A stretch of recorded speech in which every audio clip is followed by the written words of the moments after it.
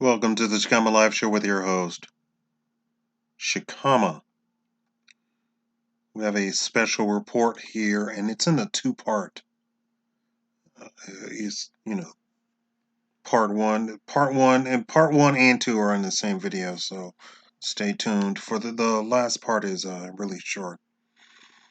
We have a special report: attempted overthrow of the President of the United States.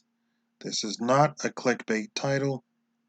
This is what is actually going on, and unfortunately, the mainstream media never did their job in actually reporting what was actually going on, and they are part of the actual problem.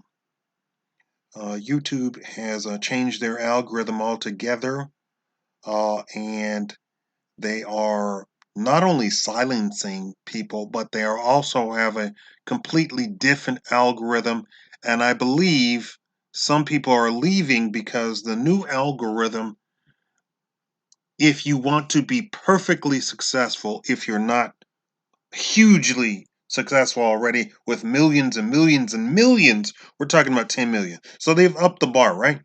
So the people who had millions of followers before did fine. Then they started getting 10 million subscribers.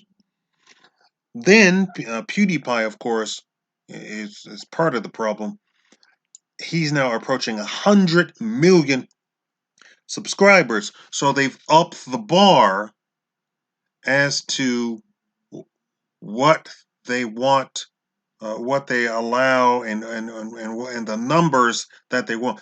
Here's the deal, and sorry to go off on this tangent. Here's the deal, though. They don't want to give PewDiePie his money, so they made an algorithm where PewDiePie gets a fraction of a fraction of a fraction of views. If PewDiePie actually got all the views that he should be getting, he would be getting upwards of 500 million views on every video. His numbers are better than a lot of pop music and so forth and so on. If you all want to skip this part, whoever can write in the comments whatever the time stamp is. But I think this is important to understand what is going on around you. So what this algorithm then pushes down everybody else, so that other people in my field are now uploading 6 to 10 videos each and every day, or nonstop. Every hour they have a brand new video. Now they do a little bit better than I do, but that's not saying much, because some of them have 10 million subscribers and they get 1,000 views on their videos, but they put out 10 videos a day. So technically they get 10,000 views a day, and not really, but technically they do, but you can do that in one good video. So everything's being suppressed. And finally, the marketers, the people who actually pay for the advertisement, they're receiving a very quiet backlash from the advertisers, saying you are silencing people that shouldn't be silenced, because the people that you're silencing are getting the most views. Those are the people who actually get the clicks. Those are the people who actually get the engagement. And click the like button to indicate that you're engaged in the video. So let's move on with this report. What most people don't realize, and the news hides, is that the entire Russia collusion accusation by the Democrats against the President of the United States was, in fact, an attempted overthrow of the presidency. It wasn't just an accusation. It wasn't just a false accusation. It bore the weight of potential treason by everyone involved in the Trump campaign, who would later become staff and heads of state of the President of the United States, Trump. Now, before I move on, I want you to understand and I want you to have a long elephant memory. They were talking about Obama having a third term in office. They were talking about rewriting the Constitution to allow Obama to continue indefinitely as President of the United States. So I don't think you all understand what was really at stake and what is at stake. Continuing on, this then is the entire investigation of Attorney General Barr and the Inspector General. This also touches on Obama's involvement in spying on then candidate Trump, Hillary's collusion with the Russians, the Clinton Foundation paying for the false report, the FISA court issuing warrants using that false report and other false statements presented to them by the FBI and the CIA.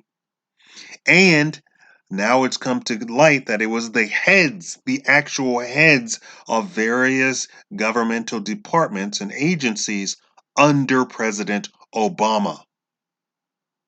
This is big, you all. This is big. This is huge.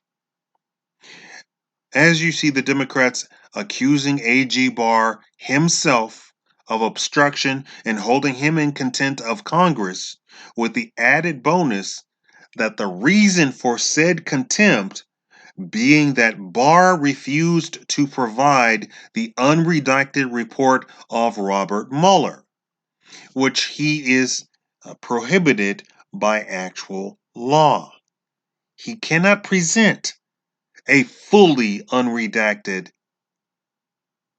Robert Mueller report. He cannot, by law. Stuff has to be redacted.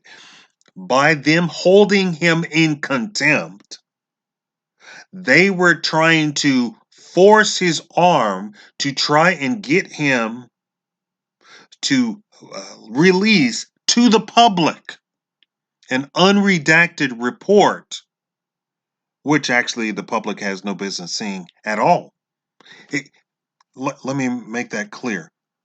The Robert Mueller report didn't need to be seen by the public at all. He had zero obligation to show any of the report. A lot of you all don't understand that, and most Democrats really don't understand that. The Robert Mueller report was to go to the Attorney General, and with the recommendation, because it was under the Department of Justice, the Robert Mueller report was then supposed to make suggestions, and those suggestions would have been to go and arrest officials in the White House, officials in the agencies who have become heads of state in the agencies, like Dr. Ben Carson and the Department of Education lady, the healthcare person. All of them supposedly would have been arrested by Attorney General Barr. That was it. That's who the report was supposed to go to. It wasn't supposed to go to Congress. It was an independent agency, agent, right? To look into the matter. But when it came out that it was in fact all false,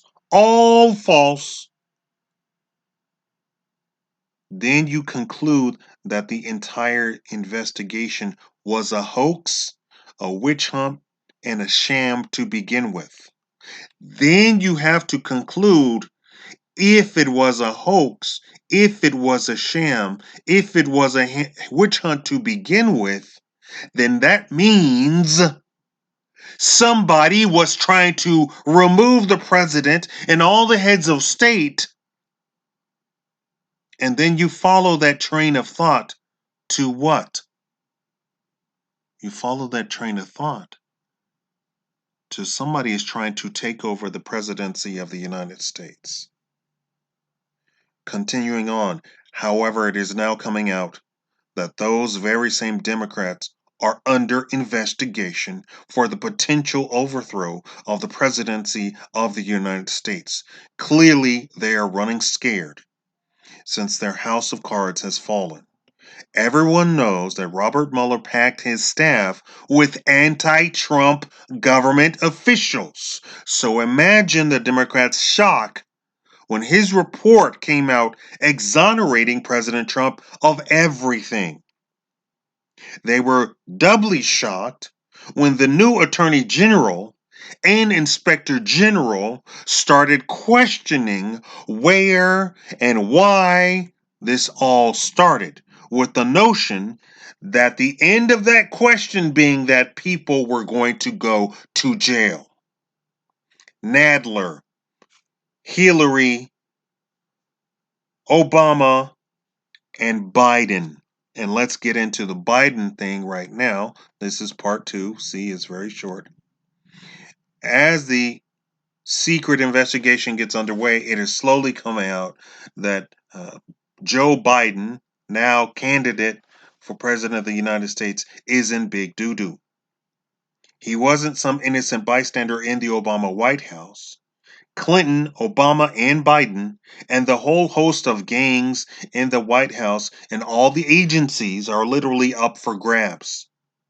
Why Biden would put himself in the spotlight clearly shows he is convinced he will get away with it. He had absolutely no idea that we would have an attorney general with some actually chutzpah to actually do an investigation and actually go after the people. And Barr is of zero compunction. Barr is under zero compunction to be beholden to the Democratic Party at all. This is why you have Kamala Harris, Senator Harris, literally lying to his face during this series. Literally, the senators, the Democratic senators, in that hearing with Barr, literally lied to his face, and then the mainstream media comes out calling Barr the liar, when in fact, we have Senator Harris saying, "So you shouldn't have recused yourself because of conflict of interest." And he said, "What conflict of interest?" To which she could not respond. But then tried to then move the conflict of interest onto the then acting Attorney General, who was approved at 96-4 approval rating by the Senate. Huh? Have you ever heard of such an approval rating? Which she was a part of. So how did the acting Attorney General all of a sudden have a conflict of interest when he was put into place to oversee the Robert Mueller investigation? Folks, this goes deep. And if Barr actually does his job and the Inspector General actually does his job, you're going to see indictments or at least arraignments of congressmen, agency heads. They're going to pull some of these agency heads are now gone because the Trump administration came into place and he asked for their resignation, of course, as he should have day one. It took him some time because the then very Democratic Congress was completely working against him and would not, and you had the never Trumpers in the Republican Party who would not agree to anything that he did. And so you had vacancies all throughout Washington at the time. And I believe they still have a whole bunch of vacancies. So Trump was forced to keep a lot of those Obama people in place. So this is a special report notifying you that the Robert Mueller report, the whole hoax, was an attempted overthrow of the president of the United States, and that the fact that Democrats fail to recognize this, and even after listening to this report, will refuse to recognize what actually went on, is a travesty to the nth degree. Thank you all for watching. Make sure that you subscribe. If you want to actually donate to keep the channel going, do it at patreon.com/Shakaama or paypal.me/Shakaama. I'll leave other information for donations in the information box. Thank you all for watching.